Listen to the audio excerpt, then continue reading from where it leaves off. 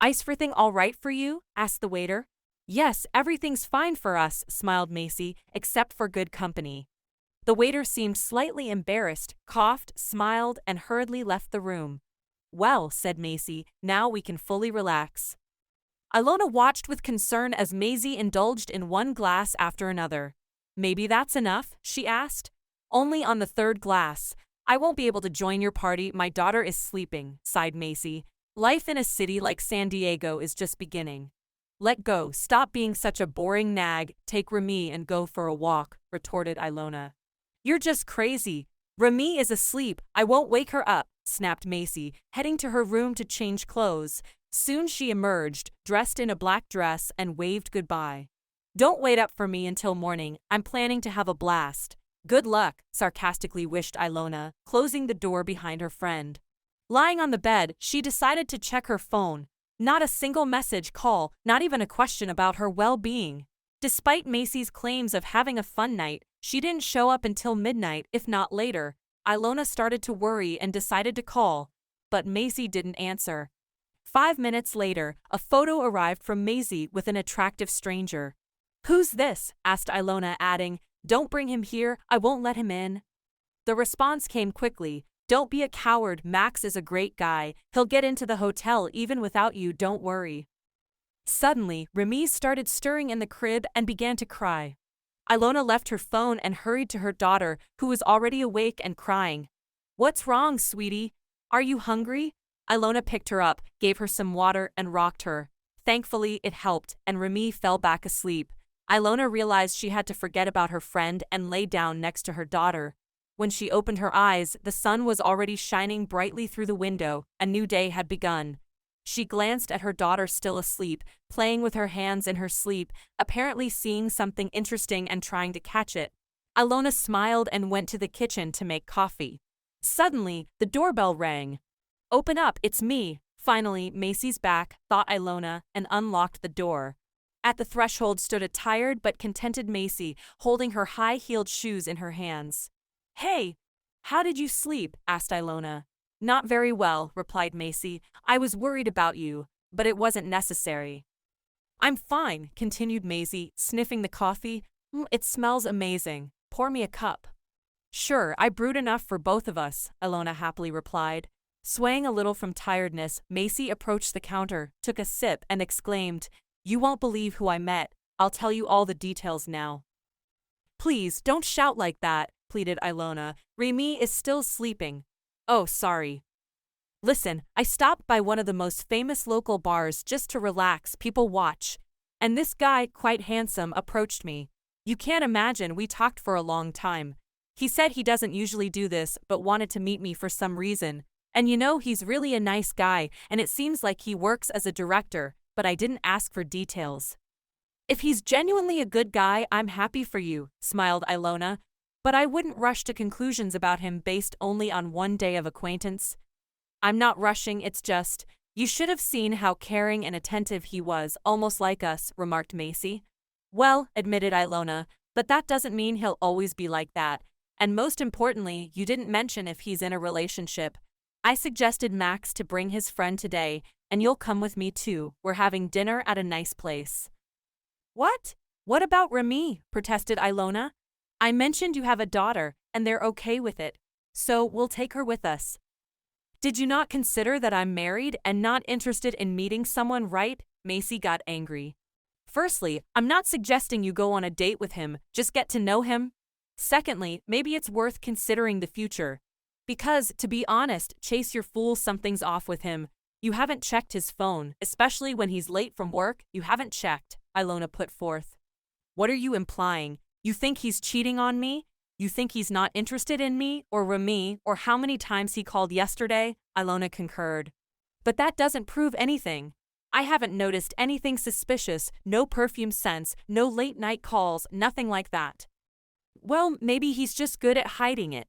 Maybe the spark between us has faded, maybe we need to try to reignite it, Macy said, chuckling.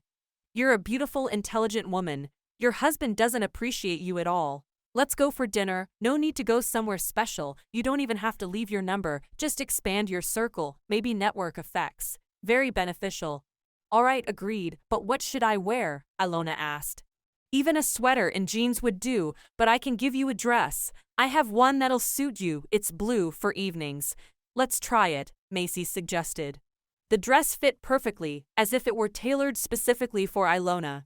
She looked at herself in the mirror and couldn't help but smile.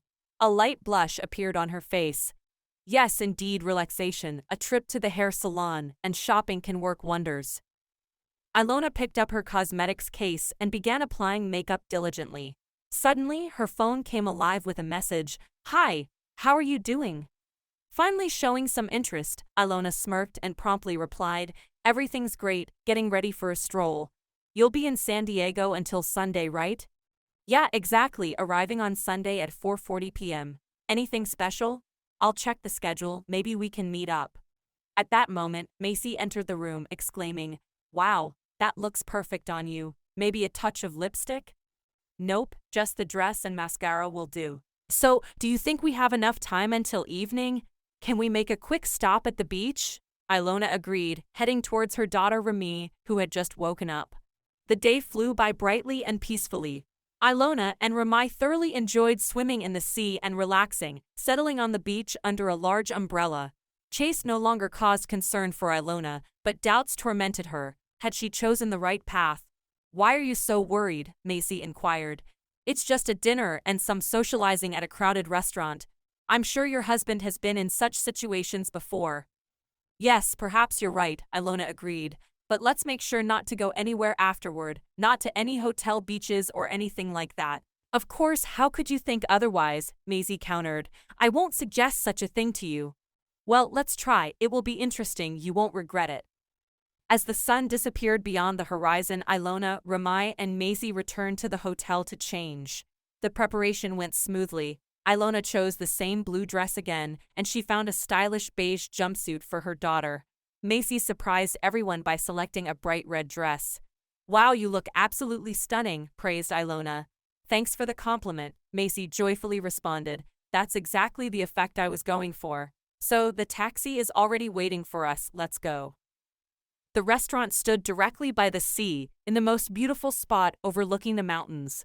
Bright lights were shining everywhere, as if the night was just beginning its conquest. Macy took Ilona's hand and led her inside, scanning the tables in search of her new acquaintance. Finally, she spotted him and waved. Max, noticing Macy, immediately got up and headed toward them. Hello, so glad to see you. I've chosen a table by the window. Hello, Max, smiled Ilona and Remy, sitting at the table. And this is Parker, my friend, introduced Max. Ilona awkwardly waved, then took her seat, arranging Remy. Macy, can I have a little alcohol? Max asked. Sure, agreed Macy. Yesterday you didn't want to take a walk, but today you agreed. How do you like San Diego to relax and unwind? It's a great place, confirmed Parker, Max's friend. I'm not here for long, but it's a wonderful place to relax. Where are you from? Macy asked. From Washington. And you, by any chance, from the same city? Yes, confirmed Parker. We're from New York, said Ilona, delving into the menu. Let's order something, Parker suggested. I was here last week. The cuisine here is simply amazing. I especially recommend the steak. It's excellent here. Ilona, will you have the steak? Macy asked, flipping through the menu. Yes, I think so, smiled Ilona. And I'll have some tea, added Parker. And I'll have coffee. Why is everyone so serious? Chuckled Max. Although I'll also have coffee, I'm driving. And I'll choose some sushi, announced Macy, glancing at Max. Once the food choices were made, an easy conversation began. Max shared his decision to move to San Diego 5 years ago, avoiding the fatigue of the cold winters in Washington. Ilona noticed how Macy looked at him with sparkling eyes, immediately sensing that her friend was in love. And what about you, thinking of moving? Macy asked Parker. No, I have too much going on in Washington. Everything is centered there. It wouldn't work to work remotely. And what do you do if it's not a secret? Parker inquired. I manage hotels. It's still in the early stages, but there's plenty of work, replied Ilona. And you, Ilona? They turned to her. What do you do? At the moment, I'm on maternity leave, Ilona replied, pointing to her daughter happily playing with a toy on a child's chair. A few hours later, dinner concluded and Parker ordered a taxi for Ilona and Maisie back to the hotel. No adventures. See you tomorrow, Max asked quietly, seeing them off. Of course, we'll definitely keep in touch, Ilona replied. She was about to get into the car, but Parker gently took her hand. It was nice meeting you, and your daughter is so sweet, Parker said. Thank you, Ilona smiled. I'm glad we met too. Without waiting for any further questions, Ilona helped her daughter into the car and took her seat. Maisie walked around the car and sat in the front seat. Let's go, said the driver, starting the engine. Upon arriving at the hotel and returning to their room, Maisie began questioning Ilona about the evening. How was it with Max and Parker? Maisie asked. I think everything went fine. You and Max look good together, Ilona replied. But how do you plan to continue the relationship if we'll be leaving soon? Maisie inquired. I haven't thought about that yet, I don't know. Just considering options. At the moment, I want to stay in San Diego for at least a month. We'll see after that, Ilona answered, surprised, looking at her friend. Where will you live? Maisie continued questioning. First, I'll rent an apartment. And then maybe Max will suggest I move in with him. And if not? Don't assume the worst. What about Parker? Maisie asked. Nice guy, but our interests don't align. I'm married, Maisie, and I won't continue communication if he tries to contact me. After all, you have Chase. I don't know what's going on there. Maybe something will happen, Ilona replied. Let's forget about it, but I really liked Parker. And I'll say it again, don't set me up with anyone. If I needed someone else, I would have told you, Ilona reassured. I hope the vacation will lead Chase and me to understanding. We have a daughter together, we'll have to find compromises, concluded Ilona. Maisie's words startled Ilona. She barked so loudly at her friend that Ramai flinched and dropped the toy she was holding. Sorry, sweetie, Ilona addressed her daughter. Why did you do that? Maisie asked. Stop, both of you. I'm very tired, I'm going to bed. He won't write to you. You didn't even say a proper goodbye to him. Forget about it. Good night. Maisie closed the door behind her, and Ilona picked up her daughter. It's time for you to sleep, sweetheart. You're not hungry, Ilona comforted Ramai, who looked tired. Ilona put her on the big bed and lay down next to her.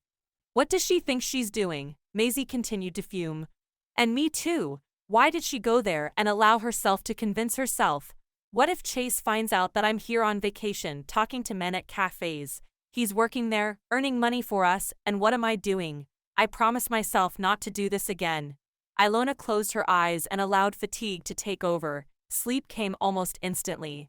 Several hours later, Ilona was jolted awake by her daughter's cries and turned on the light. Ramai was all red. Oh God, what is this? Ilona panicked and rushed to the suitcase where the first aid kit was kept. Finding the thermometer, Ilona placed it on her daughter and stroked her hair, waiting for the temperature readings. Finally, the beep sounded. 37.3 degrees temperature.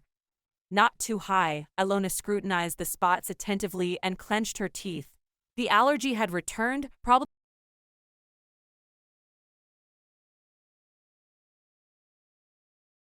Ilona grabbed Ramai and dashed to the reception desk.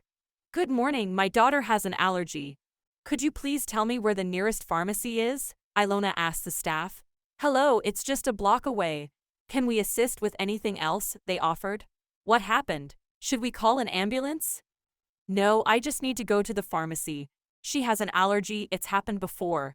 I just need tablets if it doesn't get worse soon. Wait a minute, our staff member will guide you to the pharmacy, Ilona replied, hugging Ramai and reproaching herself. What were you thinking, Ilona? How could you forget allergy medication on a trip to San Diego? You remember about the stomach but forget about the allergy? Maybe I should have taken it. You're a mother, but what? A fantastic one, to be honest. A tall guy in a suit met Ilona in the lobby. I'll escort you, let's go, the pharmacy is very close, he said. However, after 5 minutes, it became clear that it wasn't so simple. The first pharmacy didn't have the necessary medicine. The same in the second one. And the third. The escort shrugged. Maybe we should call a doctor after all, even if it's not very dangerous for her. Let the doctors provide the necessary medication. Ilona nodded, and they hurried back to the hotel. The doctor will arrive soon, the guy said. We provided what's needed. My advice: return home as soon as possible and undergo a course of treatment far from all blooming things. The girl will feel better in her familiar home environment. Okay, I'll buy the tickets right away, Ilona replied. Ramai, seemingly under a magical spell, appeared to be better, but Ilona was resolute in her intentions. Upon returning to the room, she met Ned at the door. With Maisie's help, Ilona quickly summarized the situation. I'll take care of your things, Maisie exclaimed anxiously. You take the ticket. We're going to the airport. In 3-4 hours you'll be home. The flight went smoothly. Ramai slept soundly in her seat, allowing Ilona to feel a sense of peace as she flipped through a magazine, occasionally glancing at her daughter. After landing, Ilona called for a taxi and hurried home. Amidst her concern for her daughter, she hadn't even thought to notify her husband of her return. It was only when she got closer to home that she remembered. Just 4 hours, he's at work. I'll send him a message. Let him call the clinic and schedule an appointment for Ramai, Ilona decisively said. Entering the elevator and pressing the button for the desired floor, Ilona was surprised to sense that something was amiss. The aroma of baking filled the hallway leading to her apartment. Dropping her keys and not bothering to remove her shoes, she opened the door and headed towards the living room. Chase was home, but not alone. What's going on here? Ilona pondered, stumbling upon a pair of women's sneakers. It took Ilona a moment to process what was happening. It was only when Chase, slightly dressed down, intercepted her that she noticed a young woman in a silk blue robe behind him.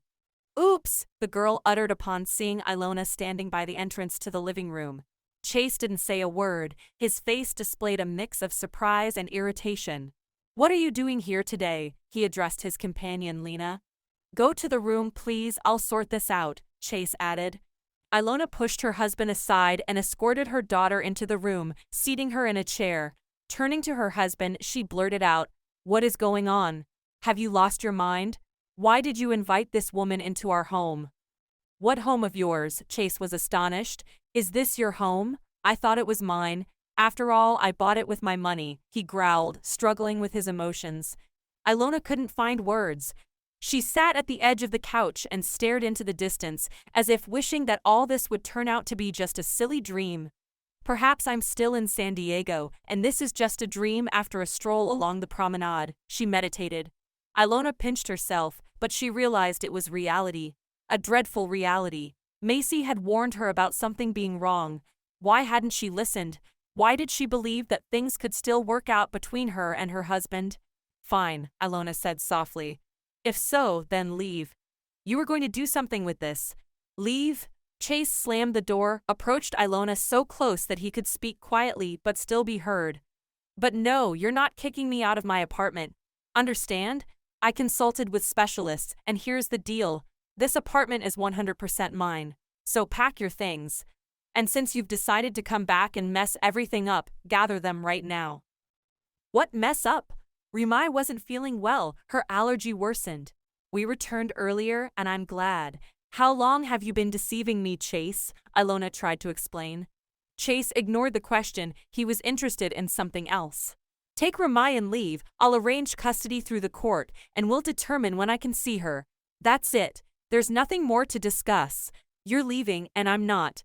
The child is sick, she needs a doctor. It's already evening.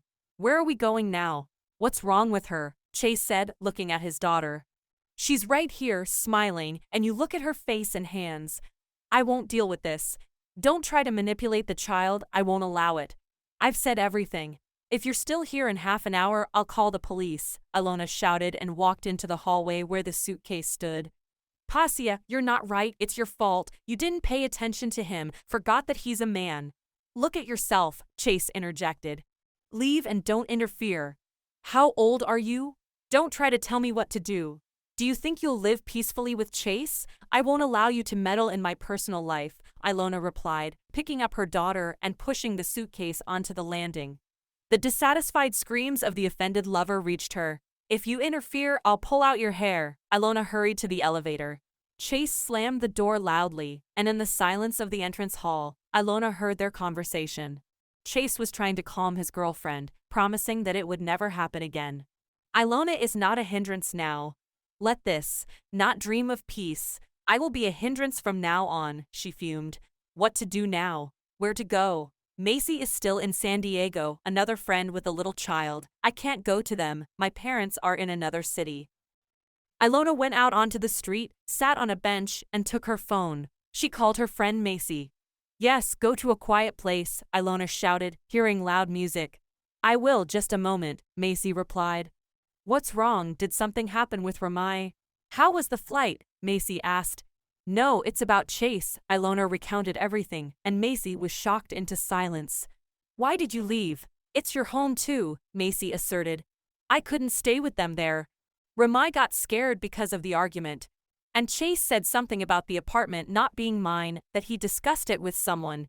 Is that even legal? What should I do? Go and file a complaint. I'll think about where you can stay, I'll call you back. I won't go anywhere until I find something, I'm tired. Ramai needs medication, and I forgot to take it. I'm sitting here on the bench. You've got your daughter in your arms, not a bench, Macy reminded her. Wait, I'll book a hotel room and call a taxi. You're not in your own home anymore. Wait, the car will arrive soon, I'll call you again. Bye for now. Ilona didn't know how much time had passed before the phone rang. She picked it up. Yes? The taxi will arrive, get in. Do you have your passport? Great. You have a hotel room for a week to gather yourself. We'll think about the next steps later. Understood? I'll come by tomorrow. Hang in there, I'm with you. Max is fine without me. You need support. An SMS notified her of the car's arrival. My car has arrived, I'm getting in. Thank you, Macy, I didn't expect. Everything will be fine, even better. Chase will regret it, but it'll be too late. See you at the hotel. Ilona realized what had happened, and anger flooded her. She paced around the room, cursing her husband with her final words. So, he doesn't need a daughter or a wife. He wants to take the apartment? It won't work. I need a lawyer. My daughter won't stay on the streets. Despite the nightmare, her daughter felt better. Ilona found the necessary medication at the pharmacy. After half an hour, Ramai's redness subsided, and she played with blocks, occasionally making sounds. The phone rang, a message from her husband. Come to the lawyer's office tomorrow at the address I'll send. Don't think you can take the child and everything from me. Nothing will work in your favor. Waiting in the office, you can't avoid this.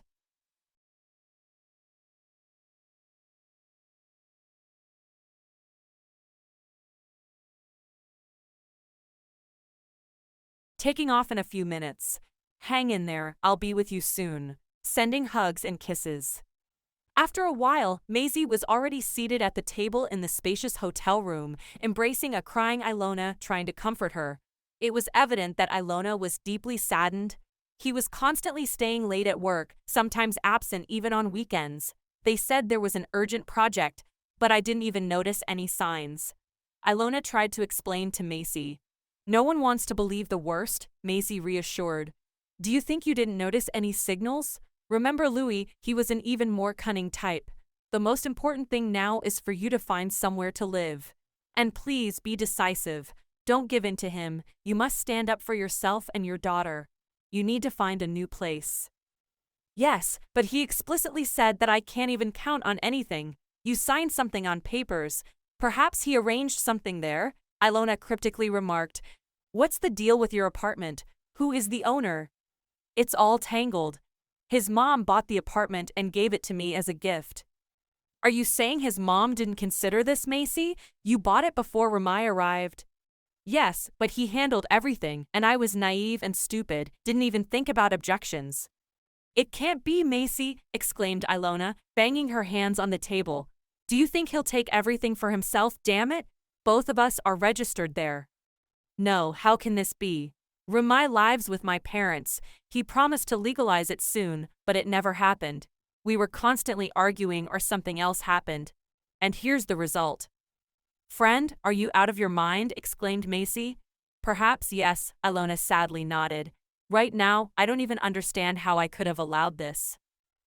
Half an hour later, Macy was still agitated. She alternated between sitting at the table and suddenly jumping up, as if stung. This is complete absurdity. I'm going to write to Max. He knows a lawyer. No, not Parker, another one. Perhaps he'll advise something, Maisie suggested to Ilona. No, it's necessary, Maisie insisted. Do you mean to defend that jerk? No way, you need to squeeze out of him everything you possibly can, she said, although saying it was easier than doing it. The next day, Ilona put on her black suit, which she inexplicably brought along on vacation, and tied her hair up in a high bun. I'm ready, I think, she whispered. Maisie met her at the hotel exit. There stood an unfamiliar man. Hello, this is Denny, the lawyer. Now we're going, Maisie said. In the office, Ilona met Chase, who looked surprised when she entered with a group of lawyers. Chase, I'm sure there was no less than $600,000 in our accounts, and some of it is mine. What are these supposed to be your funds? Ilona protested. What's $600,000? Have you gone crazy? There's nothing there. You spent it all sitting at home doing nothing. And for the trip to San Diego, where do you think the money came from? Chase retorted.